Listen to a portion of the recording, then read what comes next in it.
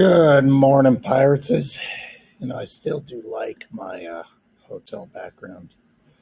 Okay, so today we are going to begin our first my perspective performance-based assessment. We're going to be doing this over the next 2 weeks in class. I cannot stress this enough. If you don't think you're going to get down, or if you can think you're going to be absent, this is one of the few things that you can work on at home, and that should be homework if you don't feel like you're going to get done. And I will express that message to parents today. So, as always, it's going to be in whatever folder it's in for the week and whatever day it's in for the week. And maybe we have something else that goes with it. Maybe we don't. Again, always just depending on what we do. So, we're going to go over the performance-based assessment for my perspectives, Unit 1. Then you'll start the planning phase of the writing process. Thanks. So I am going to right click and I'm going to open with Cami. You guys are going to get hard copies of all of these. I want you to put your names on every part of it. And most of these you will turn in. Okay. Let's make this a wee bit bigger. There we go. In this unit, we've read about different challenges and triumphs of growing up. Some of the selections describe hardships and confusing changes, while others describe joy and discovery. Your assignment is you're going to write a nonfiction narrative in which you tell about a real-life experience that answers this question. When did a challenge lead to a triumph? Now, let's see if I can go back real quick and find something. And I can easily do that.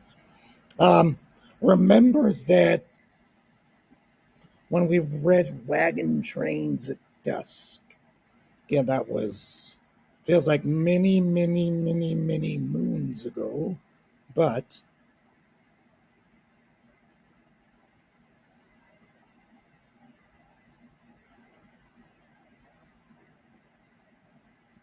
we did the unit introduction.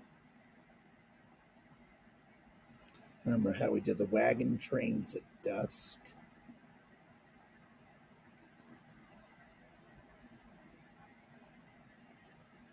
This may not exactly totally give me what I want. No. Wrong page, Ty. Wrong page.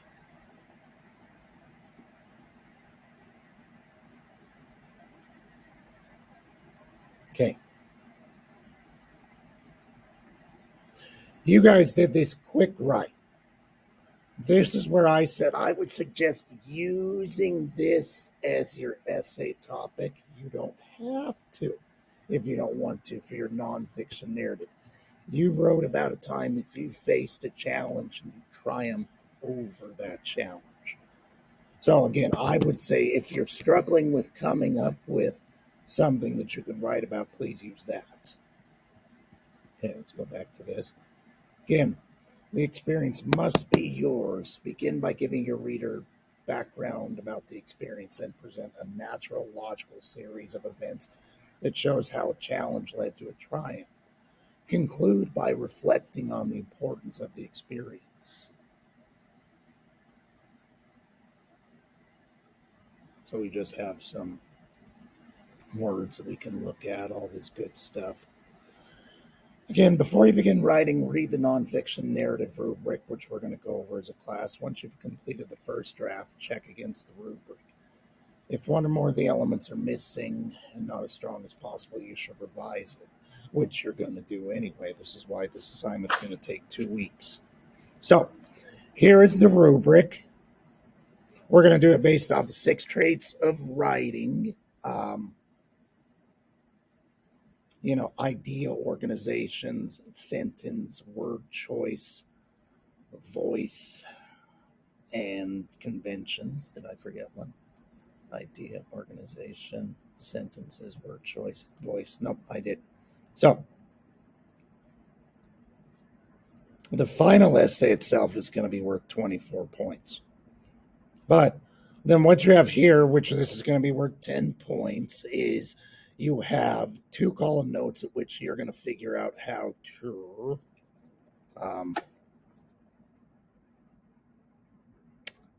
plan it. So you don't have to use every single, and my eight's kind of backwards something, but that's okay.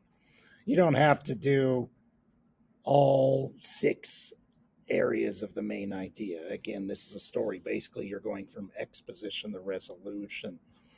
Again, as I've talked before, I can't stand page length. You just have the ideas of beginning, middle, end in your story.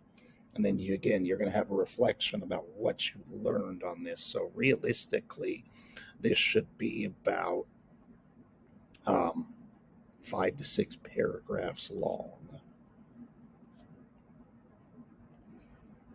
But the 2 column notes details, this is where you're going to plan your story. This is where you're going to do that. And that'll be worth 10 points. So there's 34 points. And then the narrative essay outline, if you want to use this worksheet to start kind of, again, a better outline, instead of just this, maybe start writing it in a little bit of paragraph form, you may. This will just kind of gives you a little help with that. So that'll be worth 10 points. So right there, that is already 44 points. Then you're going to do a draft form where you draft your story to begin with. That's just writing it.